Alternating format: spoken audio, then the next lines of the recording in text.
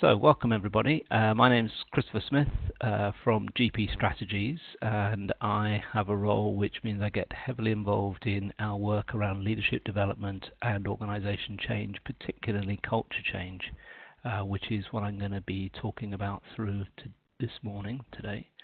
So look at changing culture to lead the future.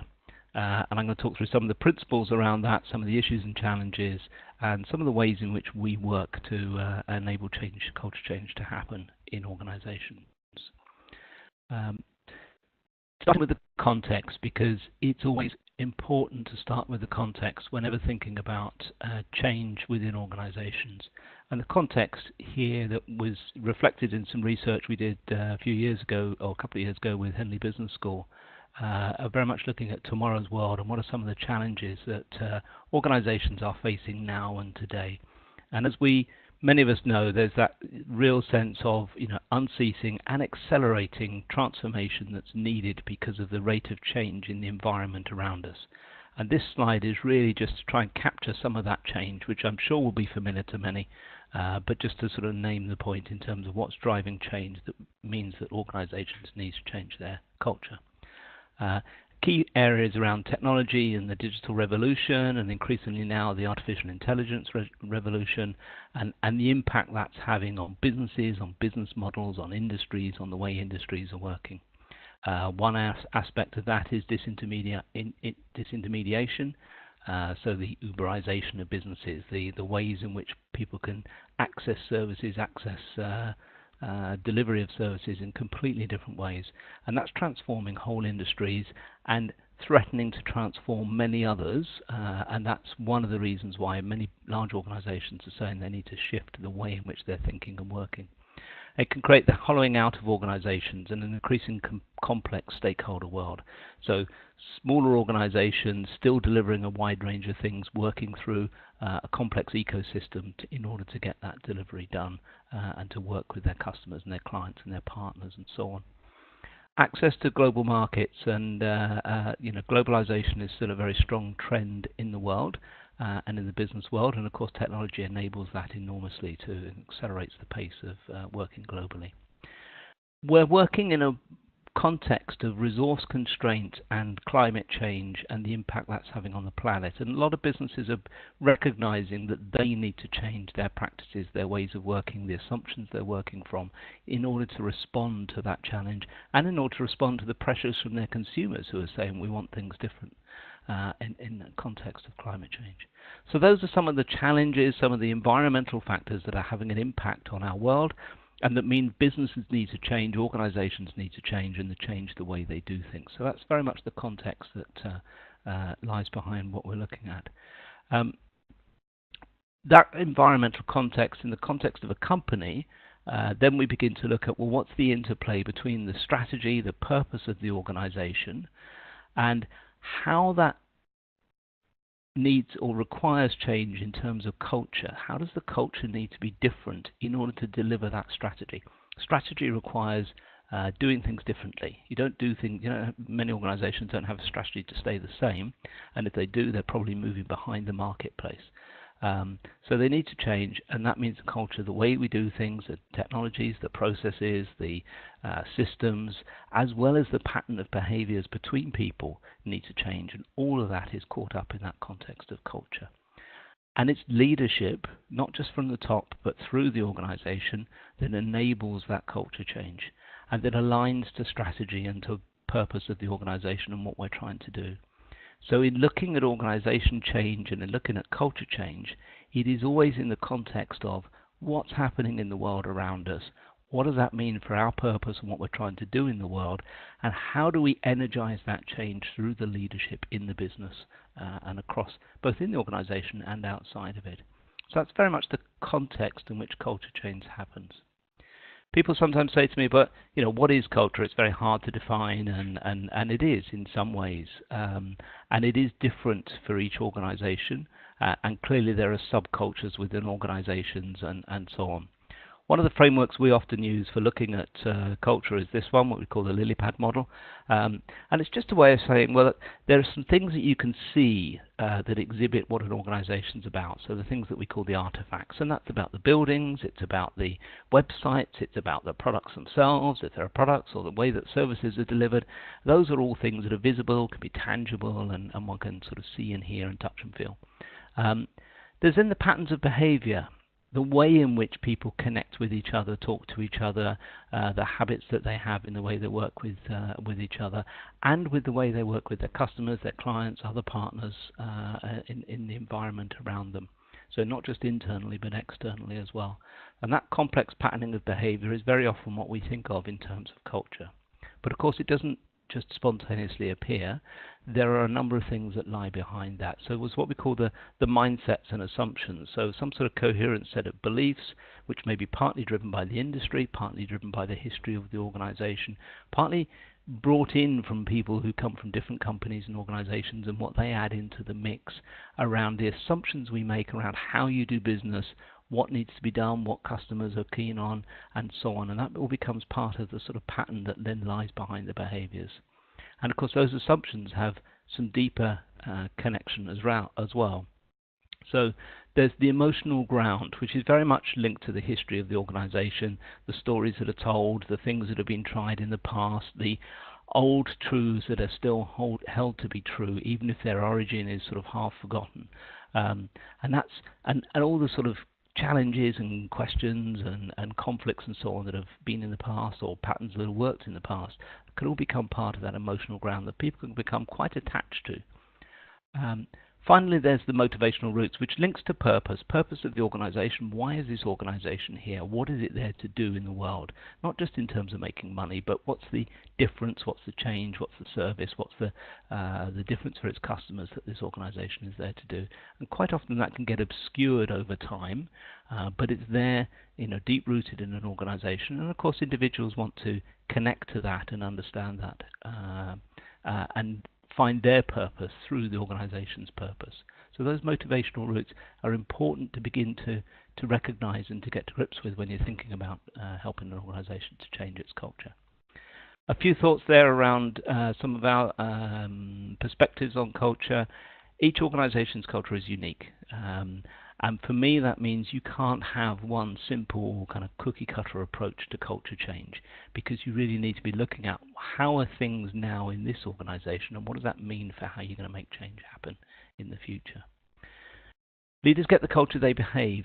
It isn't just about what people say, or value statements on the wall or anything like that. Those may have a role to play, often not. It's much more to do with what people notice and what other people do. And very quickly we can get subsumed into a culture and start to behave in ways that others did. I can remember joining an organization, and I always used to prepare kind of reports and summaries and so on using PowerPoint slides, because that's what I learned in my previous organizations. And I joined this particular organization, and they did all their board papers in a much more formal, written style, using Word.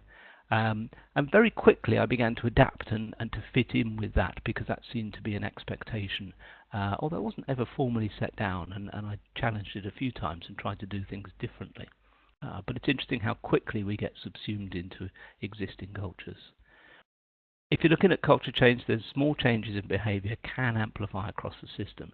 So it's important for leaders to really understand what are they doing, how are they seen, what are the things that they're exhibiting in the way they do things that can really make a difference. And it's important to be clear about what are some of the behavioral changes we're looking for, but as the lily pad model demonstrates, you actually need to look at what lies behind that, because it isn't just superficial change. It is about how are we helping to address and to work with some of the patterns that lay behind that sort of surface behavior. So that's some understandings and some perspectives on culture, and it's a frame that we often use when looking at understanding the way in which things are happening in an organization now, what might need to change. In thinking about change, one of the key things from our experience is to then take an inside out, an outside in and a future back perspective. So really focusing on, so how is this organization creating shared value in the marketplace? So value for the firm itself or the organization itself, but also for its stakeholders, for its shareholders, for its customers and others. They all are looking for some value creation from an organization. And how does it fit into a broader context in terms of the public perspective, social perspective, the value of the company or organization in that context? So that's an outside-in perspective. But there's also a future back. If you're looking at change, well, where do we think the world is moving to? What do we think our organization needs to begin to change towards? It may not always be clear where the end journey is. Perhaps there's not an end journey, but certainly how might it need to change from where it is now to respond to that emerging environment? And you have to take that outside in and future back perspective before you can begin to think about, well, how are we going to purposely try to influence and change the way in which the culture is working? And this value chain just helps to establish that the way in which leaders and leadership happens across an organization can make a big difference to the organization culture. Of course, it is also informed by that organization culture. That can make a difference to what we call the live brand, the way in which people exhibit and connect with customers, and hence to the customer experience, and on into the creating the shared value and broader social perspective. So we need to be looking inside out and future back, outside in and future back, in really looking at when we're looking at change. Then how do we think about generating culture change in an organization? And I make no apologies for the fact that this diagram can feel a bit kind of messy, and it's got loops, and it's not a nice, neat sort of step-by-step process. And that's because cultures don't behave in nice, neat, step-by-step ways. Organizations actually don't behave in that way. And increasingly we recognize that you need to work in a much more agile way. We're really, the model of organization that we always hold in mind is one which is organic, if you like, biology driven, rather than one which is a mechanistic, instrumental kind of view of an organization. And what that means when you're looking at culture change is where you need to use and adapt some different ways and some feedback loops and create a sort of an emerging approach to the change that you're going to put in place. It starts inevitably with some sense of, well, where are we now and where do we think we might need to go to? So there is a sort of an inquire and engage phase. So thinking about what's the purpose, what are we here to do, what do we need, what our stakeholders need from us, and how do we begin to explore that current and future perspective? And quite often organizations will look to do that in a very top-down way. They'll sort of get the senior leaders to get together and say, well, what they think needs to happen in the future. And I'd say one of the things in our experience is that's a valuable part of the process, but actually you need to get people across the organization and indeed beyond its boundaries involved in that inquiry. Because if they're not involved in the inquiry, if they're not involved in understanding what's the frame here, what are we trying to do differently, why are we trying to do it differently, then you're not likely to get their engagement in making it happen. Because they may need to give some things up, they may need to do things differently, so they need to understand and to really take on board what does that mean for them. And if they're involved in the inquiry, they're much more likely to engage with the outcomes of that inquiry. So there is something about leaders framing the challenge, framing the need for change, but then engaging people in the journey, in the process of working out what that change might look like. And you can do things like action, inquiry, diagnosis, to begin to think about the values, the norms, the behaviors that you might want going forward, as well as looking at the ones that you have currently in place. So it's very much an iterative process, a number of different lenses, a number of different ways of looking at things. My encouragement is always to be a little wary of the sort of one-stop, here's our questionnaire that will give you the answers to where your culture is, and all you need to do is do some changes around that. A questionnaire will give you one lens at best on what's really going on around here. You need to have different data points from different groups of people to really make that come alive and be relevant. The next phase is what we call develop and energize. So this is much more than about, okay, so let's begin to put some things in place to make a difference, to get people to begin to do things differently and engage with things differently. Of course, the inquiry phase is in a sense already beginning that, because you're already beginning to look at things differently by inquiring in a different way. But what you're looking at the develop and energize phase is a way of creating the space for people to integrate, well, what might this mean for me? Because my identity is partly caught up in this organisation and what it's about and what my role is here and what's expected of me and what I'm hoping for the future and what I've contributed in the past. And that might need to be changed and challenged and adapted. So people need to have opportunities to begin to make sense of that and to understand how they need to be different. One of the most powerful mechanisms we found for enabling change in organizations is working with some of the leadership teams. Again, not just the top team, but other teams, leadership teams, cross-functional teams, and so on, through an organization, and really coaching those teams on how they need to think and work differently in themselves, but also particularly about the relationships between teams. How are different functions working together? How might that need to be realigned? What are the change challenges they're going to experience as they go through that? So a team coach can come alongside those leadership teams and help them to work with that, to reflect and understand where they are and where they need to go, to look at the challenges that they meet along the journey and how they might overcome those, to ensure that they're looking from an outside-in perspective so that they're staying true to what the overall journey is about. And coaching in that context is very powerful. It can also be individual coaching, but team coaching is one of the most effective ways of helping to generate culture change through time. The other aspect there is things like leadership intervention, leadership learning interventions. So you might do some communications sessions, you might do some road shows, you might look at the way in which you're managing key projects, you might look at the key projects you're focused on, you might change the leadership development agenda and what you're doing to develop leaders and others across an organization through time. So there's a range of different things. And again, we don't have a prescriptive, it's this or it's that. It's about a toolkit of different sorts of things, and each approach will be different for each organization, and the ordering and the way in which you connect them can vary, and the things that you add in as you learn, and so you learn and adapt and move around again in another iteration. So you're constantly looking for feedback and so on to make this happen. And there is then a sort of a third phase, which is around embedding and reinforcing. So that's looking at, well, what are some of the key processes? There might be the people processes like reward and resourcing, performance management that you need to change. And there may be other processes, business processes that need to change in response to the emerging shift in strategy and therefore the emerging shift in the way in which you do things. And those can take longer time. So you may start them earlier in the journey, but they can take a longer time to come through.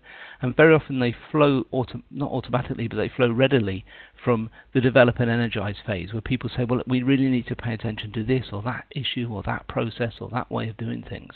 And then they take responsibility and they make it happen. Of course, that's what leadership is about, taking responsibility, stepping up, making it happen, working with others to make it happen. Other elements of the embed and reinforce, there's something around looking for symbolic moments. So what are key stories? What are things where things have worked really well and there's a real success and you want to celebrate that? You want to make sure people understand this is an example of the kind of behavior, the kind of process that we want to be working with in the future. And you want action learning loops. Well, what's working where? How do we share that? How do we build on it? How do we make sure other areas are picking up on that and applying it in their areas? And where are we finding particular roadblocks, and what can we do to come alongside the people there and help them to engage in the change journey in which we're involved? Again, it's not a prescriptive roadmap, it's an iterative process. It's a process where you need to have enough of the leadership holding the issues and challenges and working with each other to work through things as they appear. So that's a broad view of how we work with organizations on generating culture change. And there's obviously lots of depth that can flow out in practice. So let me say a little bit about how we work with organizations in making this happen.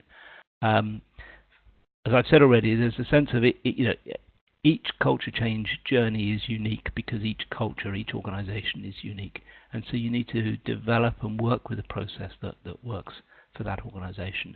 But we can bring some clear perspectives, some frameworks, some tools, not just simple prescriptions or tick boxes, but a range of different ways of making interventions and exploring things and working with people to help them to understand and take ownership of the change that you're looking to make happen.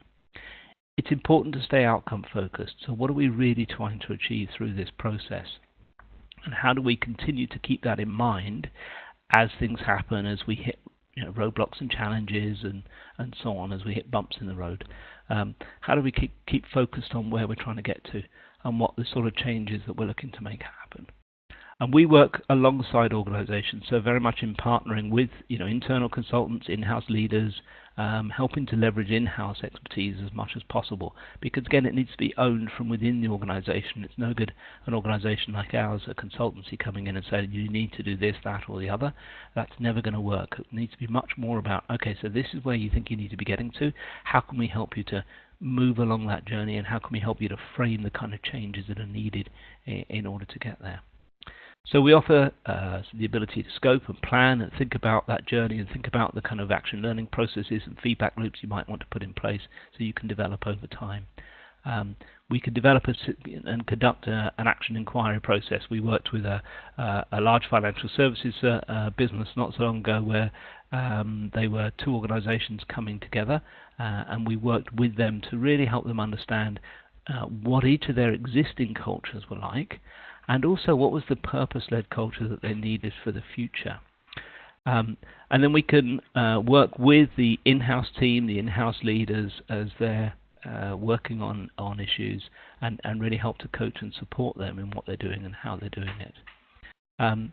We can design and deliver specific change interventions. I talked about leadership team coaching as a key element. We can train people up internally to be team coaches, or we can do the team coaching working with the senior teams. And very often at that level, that can be helpful to have an external person working with those senior teams to really help them understand how they need to be different. And we can design and implement ways of capturing progress over time. Are we making progress? Are we doing the things that we said we would do? And really looking at that through time. So those are some of the ways in which we can work with an organisation, really helping to frame, to manage the process, and to create certain specific interventions that will help to deliver the kinds of outcomes that people are looking for. And also just helping in the reflecting and the planning and the consideration of the change and what more, how else might you make the difference that you need to make, because it's an iterative learning process. Some of the insights that I would offer from our experience, and I'm just going to touch on a few of these because clearly, many of them people will say, "Oh yeah, that's familiar." It's Drucker's quote at the beginning there, "Culture eats strategy for breakfast." It's a well-known quote. In our experience, it's very true. The biggest challenge for many organisations is not so much working out where we might need to go to, but it is about how the culture can get in the way of that, the existing patterns. And there's very often the case that you will encounter at some point some resistance, some rebound, not just from within an organisation, but also perhaps from customers, from suppliers, from other parts of the system that are sort of pulling you back to the way you did things before. And actually recognizing that and understanding how you need to work with that in a positive, constructive way rather than a sort of a blaming and impatient way can really make a difference to helping to get people into the journey and understanding and engaging with it. So that's one of the things that I think is very key. I think another is around the sort of approach of leadership. Culture change is too complex to be kind of managed in a sort of directorial, top-down, do this and do it this way and so on. I mean, that in itself is an expression of an existing culture as a way of doing things. And actually what you need to do as leadership is to much more think about how do you frame the challenges and think about what needs to happen here and release the energy that needs to be released within the organization to engage with and then to make that challenge happen or that change happen. So it's much more about enabling, resourcing, framing the issue, yes, setting some boundaries around what's okay and not okay, but encouraging and enabling is much more the route that's going to be successful. And that fits again with that sense of an organization as a sort of an organism much more than as a machine. It isn't something you can drive and make happen in a sort of push kind of way. It needs to be creating the space and a pulling in the sense of people stepping into and building on the opportunities that you create. And in that context, leadership behaviors and so on become absolutely key. There are lots of words that are said, lots of communications that can be sent, lots of values that can be put on walls, all of which are so much hot air and rhetoric. What becomes key is how do individual leaders behave, and specifically how do teams of leaders behave, and do they exhibit the kind of behavior that you're looking for as part of that new culture, that new way of working, and are they being honest about their own challenge in making the transition, how they're struggling with what they need to be doing differently and recognizing they need to be doing things differently, because that in itself helps to connect with other people, and they have, okay, I get it, they're finding it hard, they've maybe, they've got slipped back into an old way of doing things there, but they're acknowledging that, and that makes it okay for me to be honest about how I'm responding to and feeling about this as well. And of course there is a need to get the systems and processes changed. And again, when I think back to that integration of two businesses, one of the big challenges was, in terms of IT systems, in terms of financial systems, it takes time to change some of these things in big organizations, and they can feel like real constraints that hold you back. And there needs to be a recognition and an acknowledgement of that, as well as working on it to make the difference, and to make the difference through time. So those are some of the insights from our experience around enabling culture change and working with client organizations in enabling that culture change to happen.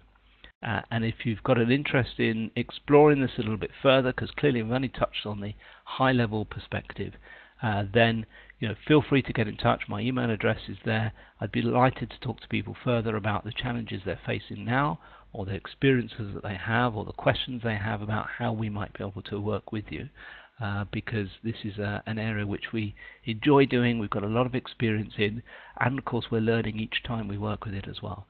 And that's the spirit in which we would work with you to make change happen in your organization.